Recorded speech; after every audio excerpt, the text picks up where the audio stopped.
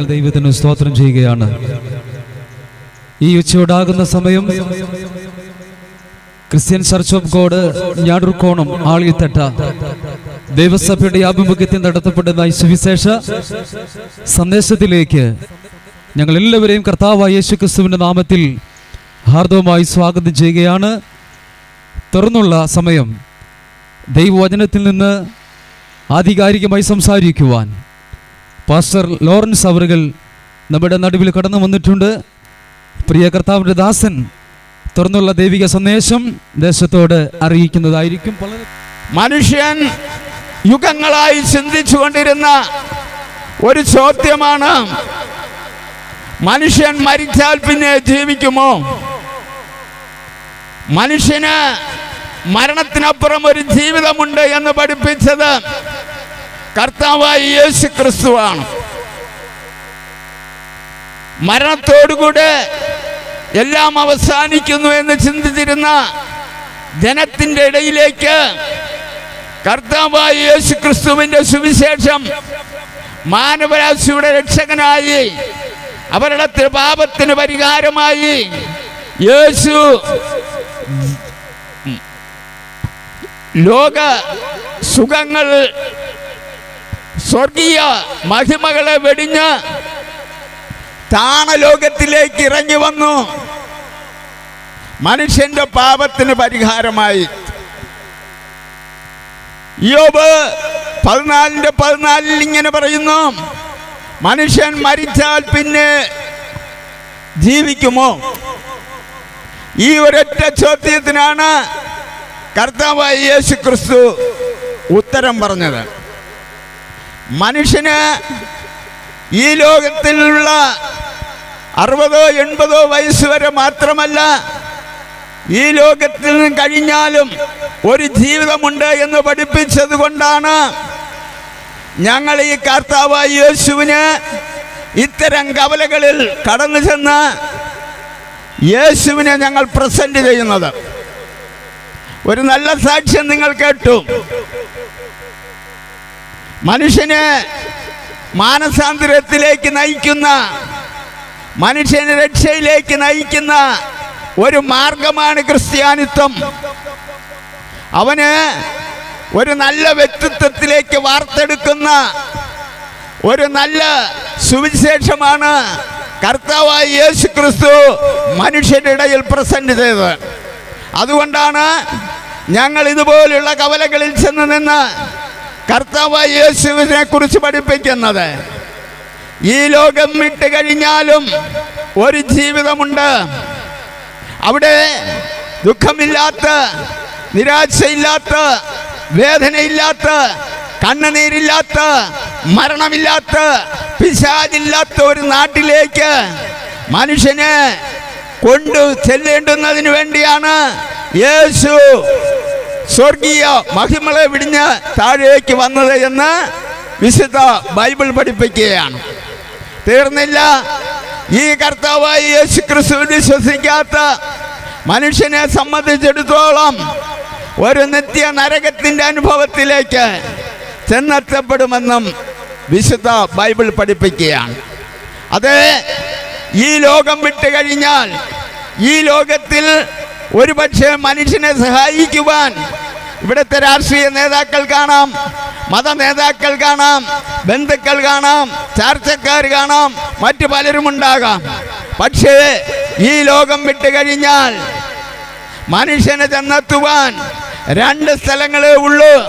ഒന്ന് നരകം, ഒന്ന് സ്വർഗം. ഈ സുവിശേഷം എന്ന് പറയുന്നത് സ്നേഹത്തിൻ്റെ ഒരു സന്ദേശമാണ്. സുവിശേഷത്തിന് പ്രതികാരമില്ല. സുവിശേഷം എന്ന് പറയുന്നത് സാഹോദര്യത്തിൻ്റെ ഒരു സന്ദേശമാണ്.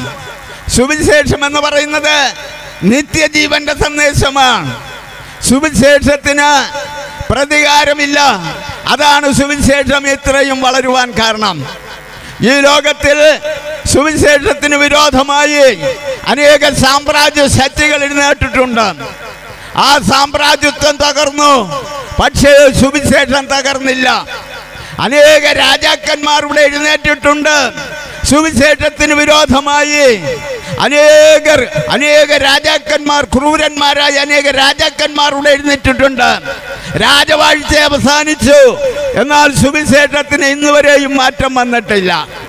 ഈ സുവിശേഷം കർത്താവായ യേശു ക്രിസ്തുവിന്റെ സർവശക്തനായ ദൈവത്തിന്റെ സുവിശേഷമാണ്. ഒരു മഹാൻ ഇങ്ങനെ പറഞ്ഞു, ഇത് ദൈവികമാണെങ്കിൽ ഇതിനെ തകർക്കുവാൻ ഒരൊറ്റ മനുഷ്യനും കഴിയത്തില്ല. ഈ സുവിശേഷം ദൈവികമാണ്, അതുകൊണ്ട് അത് ഇന്നോളം നിലനിൽക്കുന്നു എന്നാണ് നമുക്ക് മനസ്സിലാക്കുവാൻ കഴിഞ്ഞിട്ടുള്ളത്. അതുകൊണ്ട് പ്രിയ സഹോദരങ്ങളെ നിങ്ങൾ ഈ വചനം കേൾക്കുന്നുവെങ്കിൽ നിങ്ങൾ ഈ കർത്താവായ യേശു ക്രിസ്തുവിലേക്ക് മടങ്ങി വരൂ. അത് കർത്താവായ യേശു ക്രിസ്തുവിലേക്ക് വരുന്ന ഒരു മനുഷ്യനെ സംബന്ധിച്ചിടത്തോളം അവൻ്റെ ജീവിതത്തിൽ വലിയ എന്തെന്നില്ലാത്തൊരു സമാധാനം ലഭിക്കുവാനിടയായിത്തീരും. പ്രിയ സഹോദരി, എന്നെ കേൾക്കുന്ന മാന്യമിത്രമേ, സുവിശേഷം എന്ന് പറയുന്ന ആ മഹാസംഭവത്തിലേക്ക്, ആ സുവിശേഷം ഇന്ന് ആരൊക്കെ എതിർത്തിട്ടുണ്ടോ അവരൊക്കെ ആ സുവിശേഷത്തിന്റെ വക്താക്കളായി മാറിയിട്ടുണ്ട്. നരഭോജികളുടെ ഇടയിൽ അങ്ങനെ തുടങ്ങി ഈ ലോകത്തിന്റെ 5 വൻകരകളിലും ഒരേപോലെ പ്രസംഗിക്കപ്പെടുകയും ഒരേപോലെ വളർന്നുകൊണ്ടിരിക്കുകയും ചെയ്യുന്ന സുവിശേഷം എന്താണ് അതിൻ്റെ കാതലായ ഭാഗമെന്ന് പറയുന്നത്? ഒരു സന്തോഷ ലോകത്തിലേക്കുള്ള യാത്രയാണ് സുവിശേഷം നമുക്ക് പ്രദാനം ചെയ്യുന്നത്. അതാണ് ഞാൻ പറഞ്ഞത്. ഈ ലോകം നമുക്ക് സമ്മാനിക്കുന്നത് ഒരുപക്ഷെ രോഗമായിരിക്കാം, ഒരുപക്ഷെ കഷ്ടപ്പാടുകളായിരിക്കാം, ഒരുപക്ഷെ കണ്ണുനീരായിരിക്കാം, നിരാശകളായിരിക്കാം, വേദനകളായിരിക്കാം. എന്നാൽ ഈ വേദനയില്ലാത്ത, ഈ കണ്ണുനീരില്ലാത്ത, ഈ കരച്ചിലില്ലാത്ത, ഈ മരണമില്ലാത്ത ഒരു രാജ്യത്തിലേക്ക് നമ്മെ നയിക്കുന്ന ഒരു പ്രവർത്തനമാണ് സുവിശേഷം എന്ന് പറയുന്നത്. ആ സുവിശേഷത്തിലേക്ക് ഈ നാട്ടിലെ നല്ലവരായ എല്ലാ നാട്ടുകാരെയും ഞങ്ങൾ സ്വാഗതം ചെയ്യുകയാണ്. വരുവേ, ഈ നല്ല സമയം വൃഥാവാക്കാതെ നിന്നെ യേശു വിളിച്ചിടുന്നു.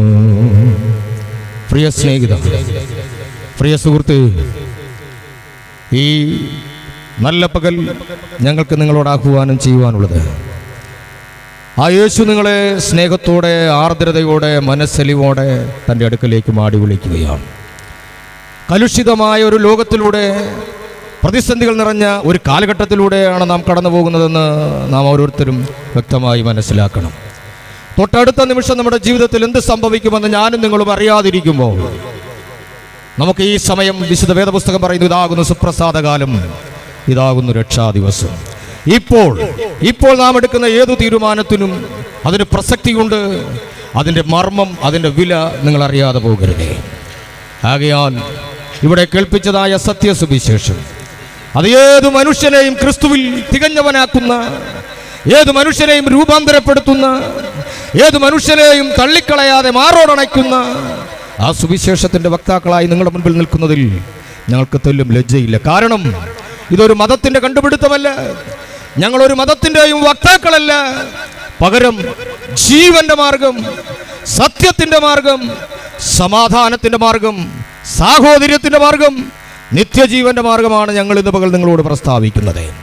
അതുകൊണ്ട് ഉപാധികളില്ലാതെ, സംശയിച്ചു നിൽക്കാതെ, ഈ രക്ഷ എനിക്കും ആവശ്യമാണ് എന്ന് നിങ്ങളുടെ അകത്തളങ്ങളിൽ നിങ്ങൾക്ക് ചിന്തയുണ്ട് എങ്കിൽ, നിങ്ങളെ അത് പ്രേരിപ്പിക്കുന്നുവെങ്കിൽ നിശ്ചയമായും 1 രൂപ പോലും നിങ്ങൾ മുതൽ മുടക്കില്ലാതെ നോക്കൂ. ഈ രക്ഷ സൗജന്യമാണ്, ഈ രക്ഷ വ്യക്തിപരമാണ്. ആഗ്രഹിക്കുന്ന ഏത് മനുഷ്യനും ഏത് സ്ഥാനത്തായിരുന്നു കൊണ്ട് ഈ രക്ഷ എനിക്ക് ആവശ്യമാണ്, ഈ പാപം നിറഞ്ഞ നശ്വരമാകുന്ന ഈ ലോകത്തിൽ എന്നേക്കും ജീവിപ്പാൻ കഴിയുന്ന, എന്നേക്കും നിലനിർത്തുവാൻ കഴിയുന്ന ആ സത്യസുവിശേഷം എനിക്ക് ആവശ്യമാണ് എന്ന് നിങ്ങളുടെ ഹൃദയങ്ങളിൽ നിങ്ങൾക്ക് തോന്നുന്നുവെങ്കിൽ, ഉപാധികളില്ലാതെ, നിർബന്ധമല്ലാതെ നിങ്ങൾക്ക് ഈ രക്ഷ ഏറ്റെടുക്കുവാൻ കഴിയും. ആകയാൽ ഞങ്ങൾ നിങ്ങൾക്ക് വേണ്ടി പ്രാർത്ഥിക്കുവാൻ ആഗ്രഹിക്കുക. നിങ്ങൾ മനം തകർന്നവരാണോ? നിങ്ങൾ കടഭാരത്താൽ വലയുന്നവരാണോ? നിങ്ങളുടെ തലമുറകൾ മദ്യത്തിനും മയക്കുമരുന്നിനും അടിമകളാണോ? നിങ്ങൾ ആഗ്രഹിച്ചിട്ടും ആഗ്രഹിച്ച പന്താവിൽ നിങ്ങൾക്ക് എത്തുവാൻ കഴിയാതിരിക്കുന്നവരാണോ? നിങ്ങളുടെ പ്രതിസന്ധികൾ എത്ര വലുതായിക്കൊള്ളട്ടെ, സകലതിനും പരിഹാരം വരുത്തുവാൻ കഴിയുന്ന ഒരു ദൈവത്തെയാണ് ഞങ്ങൾ ഇന്ന് പകൽ നിങ്ങളുടെ മുൻപിൽ പരിചയപ്പെടുത്തിയത്. മതത്തിൻ്റെയോ വർണ്ണത്തിൻ്റെയോ വർഗത്തിൻ്റെയോ വ്യത്യാസമില്ലാതെ മനുഷ്യനായി ജനിച്ച ഏതു വ്യക്തിക്കും വേണ്ടിയാണ് 2024 വർഷങ്ങൾക്ക് മുൻപ് കർത്താവായ യേശു ക്രിസ്തു ഈ ലോകത്തിലേക്ക് വന്നത്. അതുകൊണ്ട് ഞങ്ങൾ പിന്നെയും ഒരിക്കൽ കൂടി സ്നേഹത്തോടെ ആദരവോടെ ഈ യേശുവിനെ നിങ്ങളുടെ മുൻപിൽ അവതരിപ്പിച്ചുകൊണ്ട് ഞങ്ങളുടെ വാക്കുകൾക്ക് വിരാമം കുറിക്കുന്നു. തുടർന്ന് ഞങ്ങൾ നിങ്ങൾക്ക് വേണ്ടി പ്രാർത്ഥിക്കുവാൻ ആഗ്രഹിക്കുക. കർത്താവിന്റെ ദാസന്മാർ നിങ്ങൾക്ക് വേണ്ടി പ്രാർത്ഥിക്കും. ദൈവം നമ്മെ അതിനായി സഹായിക്കട്ടെ. ഇപ്പോൾ പ്രാർത്ഥിക്കുവാനായി നമ്മുടെ ജോസ് കുട്ടി പാസ്റ്റർ അവരെ ക്ഷണിക്കുന്നു. കാരുണ്യവാനായ ദൈവമേ, സ്വർഗീയ പിതാവേ, അവിടുത്തെ അനശ്വരമായ സ്നേഹത്തിൻ്റെ സന്ദേശവുമായി ഈ പുളിയാങ്കോട് പ്രദേശത്തേക്ക് കടന്നു വരുവാൻ, അവിടുത്തെ സത്യസുവിശേഷം ഇവിടുത്തെ മക്കളോട് അറിയിപ്പാൻ ഞങ്ങൾക്ക് തന്ന വലിയ കൃപയ്ക്കായിട്ട് സ്തോത്രം ചെയ്യുന്നു. കർത്താവേ, ഞങ്ങളുടെ വാക്കുകൾ ശ്രദ്ധിച്ച എല്ലാവരെയും തിരുസന്നിധിയിൽ സമർപ്പിച്ച് അവർക്ക് ഓരോരുത്തർക്കും വേണ്ടി ഞങ്ങൾ പ്രാർത്ഥിക്കുകയാണ്. വേദനകളിൽ, സങ്കടങ്ങളിൽ, രോഗങ്ങളിൽ, കടഭാരങ്ങളിൽ, ആകുലതകളായിരിക്കുന്ന ഈ ഓരോ സഹോദരങ്ങളെയും അവിടുന്ന് സ്നേഹപൂർവ്വം കാണണമേ. അവരുടെ പ്രതിസന്ധികളിൽ നിന്ന് അവർക്ക് മോചനം നൽകണമേ, അവർക്ക് ആശ്വാസം നൽകണമേ, അവർക്ക് പ്രത്യാശ നൽകണമേ. അവരുടെ കുടുംബങ്ങളിൽ സമാധാനവും സന്തോഷവും പ്രത്യാശയും നിറയുവാൻ തക്കവണ്ണം ജീവനുള്ള ദൈവത്തെ സ്വീകരിപ്പാൻ